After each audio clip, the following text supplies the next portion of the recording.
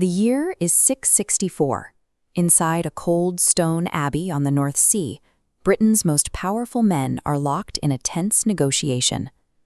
History books usually record this gathering as a theological debate, a dispute over the proper mathematical formula for Easter and the correct shape for a monk's haircut.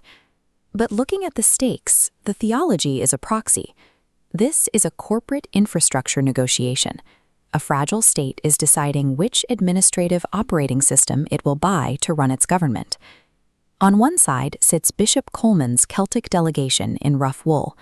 Across from them sits Wilfrid's Roman delegation in heavy Continental dyes. At the head of the table sits King Oswiu of Northumbria. He listens in silence. He is the sole executive, and he has a choice to make.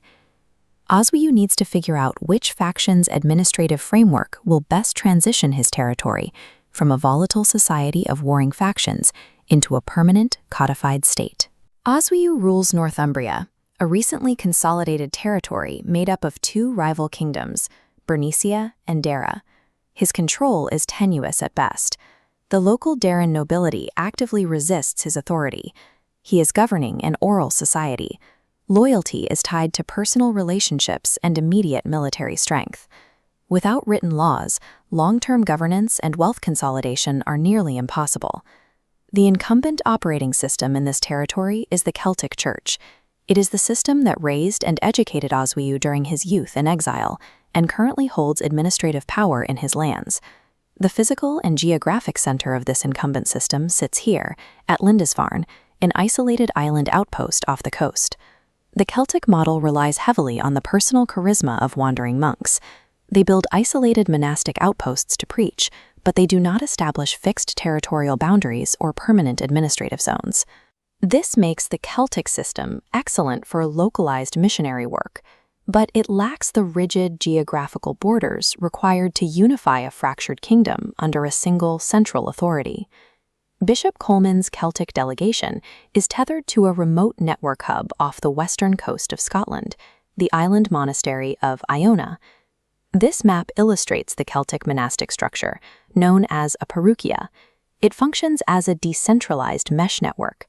There is no top-down geographical hierarchy. Authority in this structure rests exclusively with isolated abbots. A bishop might hold spiritual prestige, but he has little structural power, meaning there is no centralized chain of command. This decentralized isolation creates a closed-loop network. It operates entirely on its own traditions, severed from the legal frameworks and intellectual currents of continental Europe. For Oswiu, relying on the Celtic model means accepting permanent administrative isolation. It prevents Northumbria from scaling its diplomatic or economic reach beyond the shores of the British Isles. The alternative comes from Wilfrid, the spokesperson for the Roman faction. A Northumbrian noble, he left the island to study in Gaul and Rome, absorbing the mechanics of continental power. Wilfrid represents the Roman concept of written law. The missionaries bringing this system are steeped in a tradition shaped by the Justinian Code, utilizing written text to enforce contracts, property, and justice. The Roman system relies heavily on the physical weight of literacy and meticulous record-keeping to project cold authority. Here we see the architecture of the Roman diocesan system. It is a rigid, hub-and-spoke hierarchy radiating outward from Rome, standing as the direct opposite of the Celtic mesh network. It enforces strict geographic lines. Every inch of land belongs to a specific diocese, governed by an unbroken chain of command stretching from a local priest up to a bishop, an archbishop, and finally the pope. This system operates as a continental API. Adopting Roman administrative standards plugs Northumbria directly into the economic, legal, and diplomatic network of Europe. Wilfrid is pitching a standardized, scalable, legal, and administrative framework imported directly from the continent. To understand the immediate friction between these systems, we have to look at the computus, the mathematical method used to calculate the date of Easter. The Celtic Church tracked time using an older 84-year lunar cycle. The Roman Church had updated to a highly precise 19-year Dionysiac cycle adopted from Alexandria. This created severe practical issues in Oswiu's own court. The king, following the Celtic tradition, would be celebrating the Easter feast, while Queen Eanflad, following the Roman tradition, was still strictly fasting for Lent. Look at these timelines. This is a critical systems failure. The highest elites of the kingdom cannot even synchronize their clocks to observe the most important event of their year. A state cannot function efficiently internally, let alone synchronize trade and diplomacy with European allies, if its foundational calendar is incompatible with the rest of the world. At the end of the negotiations, King Oswiu delivers his verdict. He publicly sides with the Roman faction, citing the biblical claim that Christ gave St. Peter the keys to the kingdom of heaven. In practice, Oswiu is prioritizing access to European diplomacy, literacy, and continental law. The Celtic faction refuses the system update. Bishop Coleman resigns his position and leads his supporters out of Northumbria, retreating to the isolation of Iona.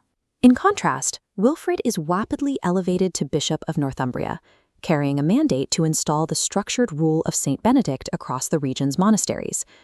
These stone remains at Whitby mark the physical location where Northumbria's administrative alignment was decided. Oswiu deliberately dismantled the very institution that educated and protected him in exile. He recognized that the survival of his state demanded an immediate administrative upgrade. The structural changes in Northumbria follow swiftly. The Roman faction introduces the written charter to the English legal system. This manuscript is an example of the dense, organized Latin script that became the new standard for data storage and record-keeping in the Anglo-Saxon state. These written documents secured property rights in physical ink. They codified royal authority and permanently replaced the fragile, easily broken oral agreements of the warlord era. The state's physical footprint transforms as well. Decentralized, temporary wooden monastic outposts are replaced by monumental stone architecture. Wilfrid's new base at Ripon provides the evidence. The church builds massive stone structures, laying down a permanent infrastructural footprint across the landscape. Finally, the administrative center of the Northumbrian Church is physically relocated.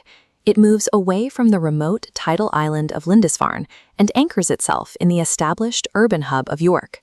The transition at Whitby provided the administrative machinery to outlast the lifetime of a single leader. By replacing a decentralized network with a rigid hierarchy, Northumbria established the foundations of a permanent bureaucratic state.